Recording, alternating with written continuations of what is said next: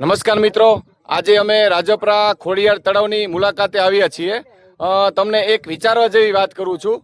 તળાવની મુલાકાત દરમિયાન એક દ્રશ્ય ખરેખર વિચારવા અને મજબૂર કરે એવું હતું. તળાવની આસપાસ પ્લાસ્ટિક સહિતનો ઘણો કચરો જોવા મળ્યો હતો અને સાથે સાથ તમને કહું છું કે માતાજીની મૂર્તિઓ પણ આડેધડ પધરાવવામાં આવી રહી છે.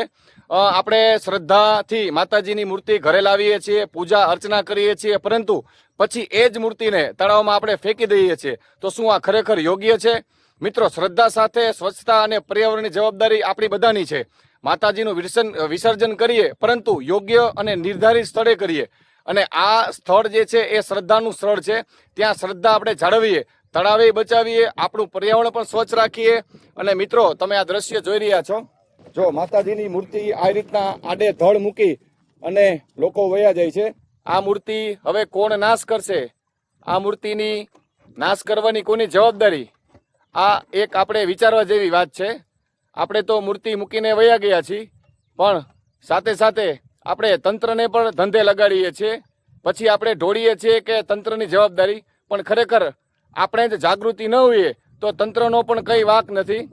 આપ સૌને ભાવણાવાસીઓને મારી એક નમ્ર વિનંતી છે, શક્ય હોય તો આપણે માટીની મૂર્તિ બનાવીએ અને તળાવમાં વિસર્જન કરીએ, જેથી કરી અને માટીની મૂર્તિ જે છે એ તળાવમાં ઉગડી જાય. કે આપણે શ્રદ્ધા રાખીએ, આપણે માતાજીના દર્શન કરીએ, આપણે માતાજીની અર્ચના કરીએ, પૂજા કરીએ, આપણે માતાજીની ગરિમા જળવાય તેવું વિસર્જન કરવાનું છે. તો આપ સૌને હું વિનંતી કરું છું કે આ રીતના આપ વિસર્જન ન કરો અને પ્રકૃતિની આજુબાજુ તમે માણો, પણ પ્રકૃતિની આજુબાજુ તમે પ્લાસ્ટિકનો કે આવો કચરો ન કરો.